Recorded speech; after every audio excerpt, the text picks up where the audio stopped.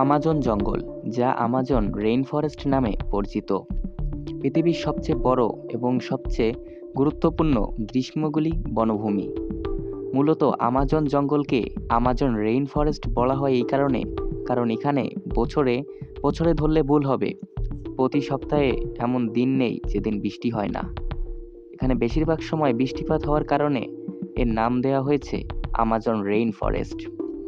এটি দক্ষিণ আমেরিকার 9টি দেশে বিস্তৃত।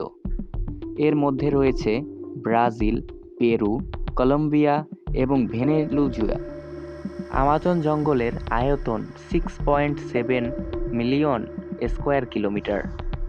যদি আমাজনকে একটি দেশ ধরা হয় তাহলে এটি পৃথিবীর 8ম বৃহত্তম দেশ হতো। আমাজন জঙ্গলের ভিতরে ভারতের মতো 2টি দেশ এবং পাকিস্তানের মতো 7টি দেশ এঁটে যাবে। আমরা যে অক্সিজেন নিই এর 20% এই আমাজন জঙ্গল থেকেই আসে। আমাজন পৃথিবীর প্রায় 10% পরিচিত প্রাণী ও উদ্ভিদের আবাসস্থল। এখানে প্রায় 40,000 প্রজাতির গাছপালা, 400টির বেশি স্তন্যপায়ী প্রাণী এবং আনুমানিক 1,000 প্রজাতির পাখি রয়েছে। এই জঙ্গলটা দেখতে যেমন সুন্দর তেমনি ভয়ঙ্কর। আমাজন নদীতে বাস করে প্রাণা মাছ, যা একটা প্রাণীর মাংস এমনকি হাড় পর্যন্ত খেয়ে ফেলে। তাছাড়া রয়েছে ইলেকট্রিক ইল নামে এক ধরনের মাছ। এই মাছটি তার শরীর থেকে প্রায় 300 ভোল্ট বিদ্যুৎ নিঃসরণ করতে পারে, যা একটি প্রাণীকে নিমিষের মধ্যে মেরে ফেলতে সক্ষম। তাছাড়া যেখানে আমরা ডলফিনকে অনেক ভালোবাসি, ডলফিন দিয়ে মানুষ বিভিন্ন ধরনের খেলা দেখিয়ে থাকে, এখানে তার ব্যতিক্রম ঘটে। এখানে পাওয়া যায় পিঙ্ক কালারের পিঙ্ক ডলফিন। এটি দেখতে যেমন সুন্দর তেমনি ভয়ঙ্কর।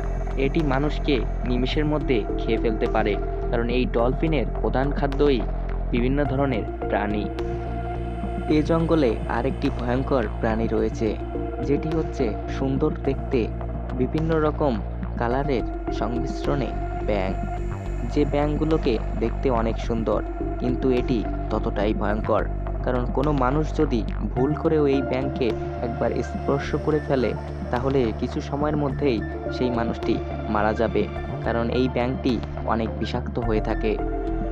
এই জঙ্গলে পাওয়া যায় এক ধরনের বিশেষ পিঁপড়া, যেটাও অনেক ভয়ঙ্কর। এই পিঁপড়ায় যদি কাউকে একবার কামড়ে দেয় তাহলে তার সেখানে অনেক জ্বালা যন্ত্রণা হয়। যে মানুষগুলো এই পিঁপড়ার কামড় খেয়েছে তারা জানিয়েছে এর কামড়টা অনেকটা বন্দুকের গুলির মতো বেদনাদায়ক। আমাজন জঙ্গলে প্রায় 400টি আদিবাসী গোষ্ঠী বসবাস করে, যারা তাদের নিজস্ব সংস্কৃতি এবং ঐতিহ্য নিয়ে বাস করে এই জঙ্গলে।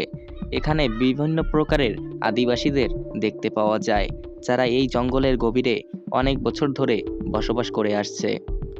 অনেক মানুষ আবার ধারণা করে আসছে এই জঙ্গলে হয়তো এখনও বসবাস করে ডাইনোসর, যারা এখনও এই জঙ্গলের গভীরে লুকিয়ে আছে। হয়তো একদিন তারা এই জঙ্গল থেকে বেরিয়ে আসবে। এটা কতটা সত্য তা এখনও জানা যায়নি। আমাজন জঙ্গল রহস্য দিয়ে ভরপুর, যা একটা ভিডিওতে সম্পূর্ণ বলা সম্ভব নয়। আজ এই ভিডিওটি এখানেই শেষ করছি। যদি ভিডিওটি ভালো লেগে থাকে তাহলে একটি সাবস্ক্রাইব এবং লাইক করে যাবেন। আজ এখানেই বিদায় নিচ্ছি। সবাই ভালো থাকবেন, সুস্থ থাকবেন। ধন্যবাদ সবাইকে।